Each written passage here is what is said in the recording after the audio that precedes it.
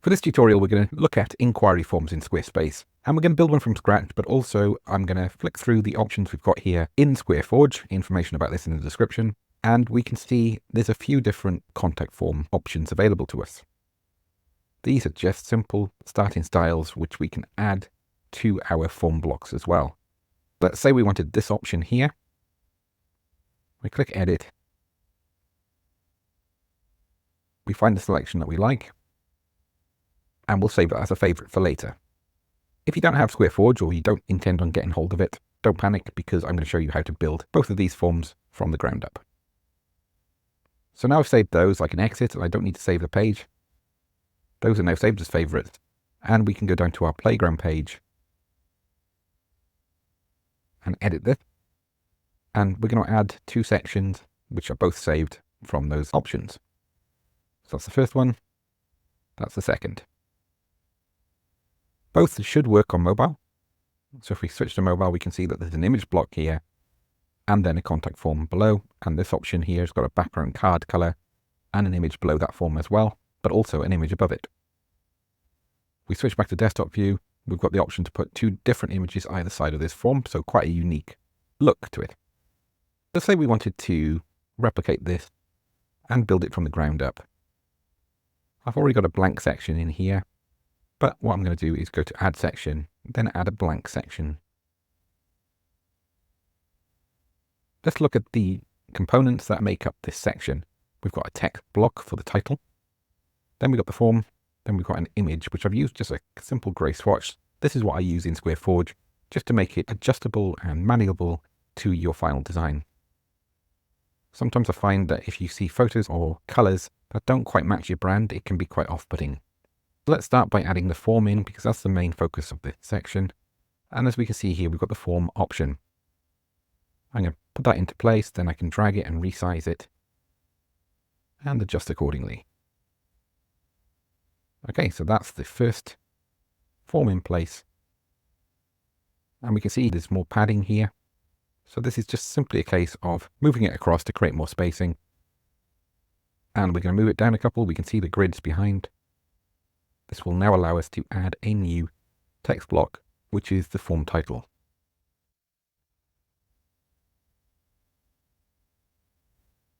We can see that's a heading 3 or 4. Let's have a look. It's a heading 3. So we're going to change this to match.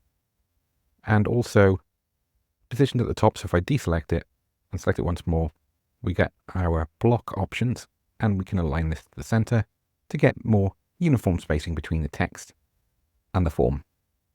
That's starting to take shape. Finally, we can add our image block. And I'm going to bring it right the way over to the left-hand side and keep dragging so we can see that blue bounding box going to the center point. And I'm going to bring it right the way to the bottom as well. However, we've got more spacing above and below this section when comparing it to this one. Not a major problem. We can go into Edit section, and I like to add that's by design as well to give us more flexibility. And so I uncheck the fill screen option. If I select it again, we can choose the default height of the section, which adds padding above and below. By removing that fill screen option, we can make this look compact. Say we wanted to select a photo from our library as opposed to the grey placeholder, we can do that. Nearly there. We can see that there's some extra spacing above and below. You may like that, but that would be difficult to keep that consistent across each section. What it's doing is it's fitting it proportionately. Because of the ratio of the photo, it's adding padding above and below. So we can switch this to fill, and that will fill to that container. Alternatively, we can switch the shape and then resize it so we have a smaller circular shape. But we'll go back to the original option, and now we can see that we've nearly built it. I can check here, we've got two block spacing above and below. Because we removed the extra spacing to make it more compact, we might need to just adjust this. And again at the bottom, so it balances out.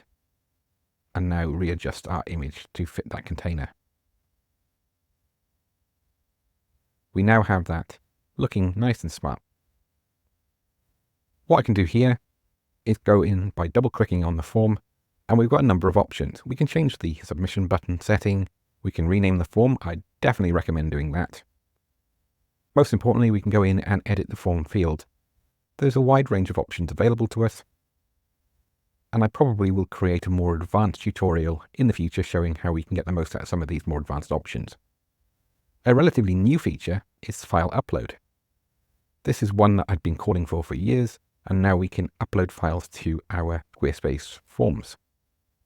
We can also add lines, survey options to restructure the form to make it look more appealing, and we can go in to edit the options as well.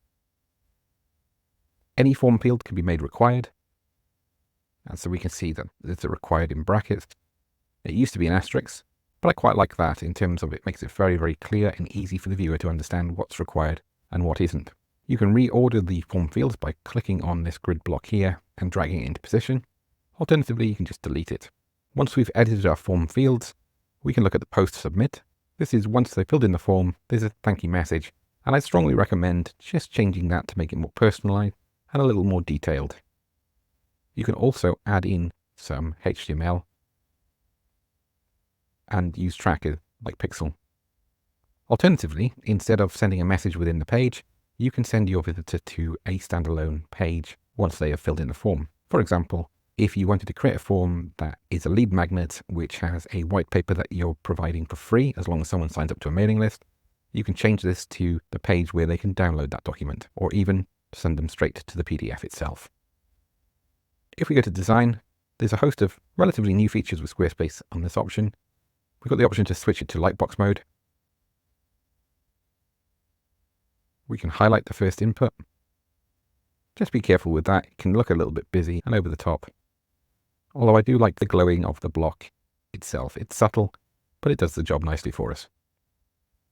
We can set a stroke around the form, and this can create nicely detailed options around our form to make our designs look more bespoke. And of course, we can set the padding around the form itself.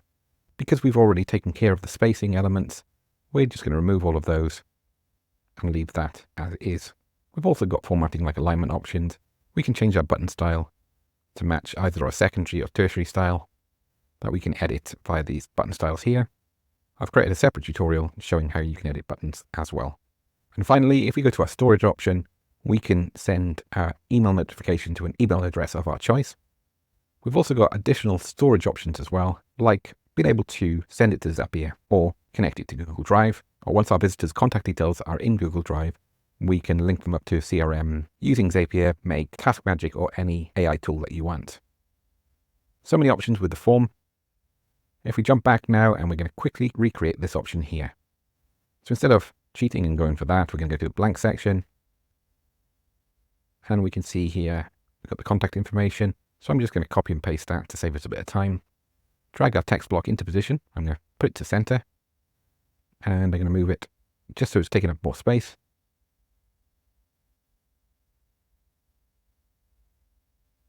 Just double checking that is the right width.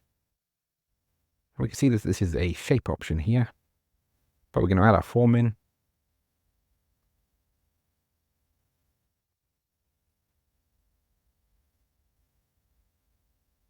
Now we're going to add an image. This time I'm going to add one background image across the whole section. So I'm going to change it from this one a little bit. So to do this, I'm going to go to Edit Section, and I'm going to add a background image. And again, we're going to select the same one from the library.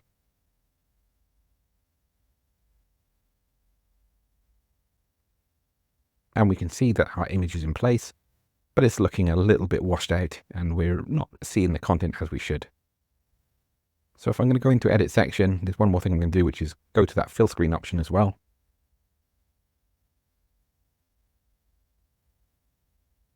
I'm just going to bring this text block down a little bit, and the same with the section below. Now I can add a new section, and here I'm going to add a shape. This shape is going to be stretched over that middle section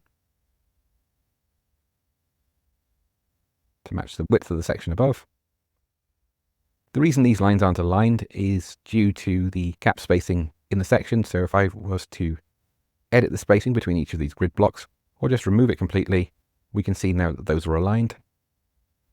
And the final step is to move this back a couple of times so it goes behind the content. There we go. Two different styles This one has 2 images, one left, right, a very different style here, and then one option with a full background image. So many effects that we can add to our styling, but things to make sure are ensuring that our content's easy to see and easy to read. That's how we keep visitors on our website. And the final tip is always go in and change these on mobile. So in this case, I would need to just extend that down, fix it behind, etc. But I've got loads of tutorials showing how to fix these designs on mobile view. Hope you found this helpful. I'd be interested to see what you're doing with your form designs, so leave your comments below. Otherwise, I'll catch you next time. Cheers. If you want to say in the future direction of the content that I'll be creating at Pixelhaze Academy and to get involved in our community, all you need to do is leave me your email address. We're looking to create our first community in the coming weeks, and I'm going to be throwing everything I've got at it. That includes our Moonshot Transformational Program, our entire library of online courses, the opportunity to engage with me in regular group sessions. There's more information in the description, and I'd love to hear your thoughts on how we can develop this. Thanks again, and I'll catch you soon. Cheers.